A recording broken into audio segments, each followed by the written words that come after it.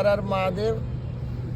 महंत मुरलीगिरी श्री पंत दशनाम जूना अखाड़े से महाराज जी आनंद गिरी महाराज श्री पंत दशनाम जूना अखाड़े से। बाबा जी मतलब ये जो आजकल हैप्पी बर्थडे पर ये मोमबत्ती जला के केक काटते हैं, उससे क्या होता है? उससे होता क्या है, देखो ये हैप्पी न्यू ईयर मनाते हैं। ये हैप्पी यानी नया साल, नव वर्ष, यानी अंग्रेजी महीने का नया साल।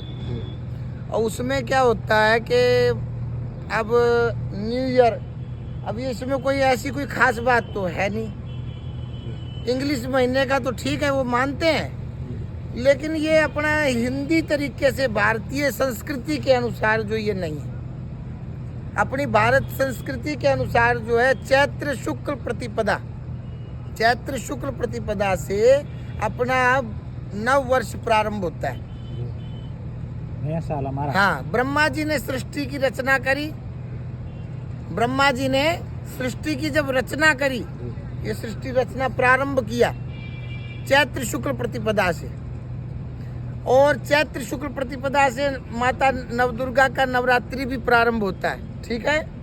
चैत्र के महीने में नदियों में जल निर्मल होना शुरू हो जाता है, ऐसा ही है महाराज जी।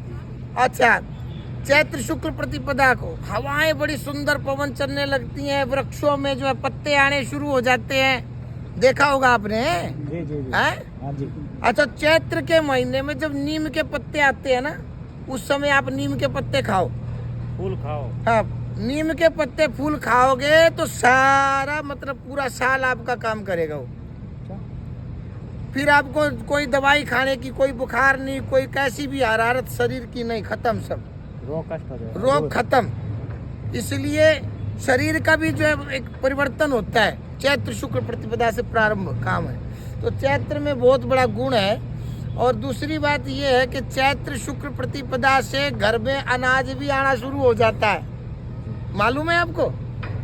है नया अनाज है गाँव, घर में नया अनाज। आप गांव के हो शहर के हो? गाँव। तो गांव आपको तो मालूम होगा। तो घर में अनाज आता है ना, चैत्र शुक्ल प्रतिपदा से आना शुरू हो जाता है, फिर तो बैसाख तक, आषाढ़ तक, फिर तो चलता ही रहता है। तो इसलिए इसकी बड़ी महिमा है। जलाओ दिए पर रहे ध्यान, इतना अंधेरा धरा पर कहीं रह ना पाए। तो इसलिए कुछ लोग हैप्पी बर्थडे मनाते हैं ना, हैप्पी बर्थडे टू यू। तो हैप्पी बर्थडे, तो ये हैप्पी बर्थडे का मतलब वो क्या करते हैं, मोमबत्ती जलाते, बुझा देते हैं, उसको फूंक मारते हैं, फूंक मार के बुझा देते हैं। ऐसा नहीं है हमारी संस्कृति कहती है जलाओ दिए पर रहे ध्यान, इतना अंधेरा धरा पर कहीं रह ना पाए। ज्ञान के दीपक जलाओ, समझ रहे? काहे के? ज्ञान के दीप जलाओ, तो मतलब कहीं दुनिया में अंधेरा ही नहीं रह पाए।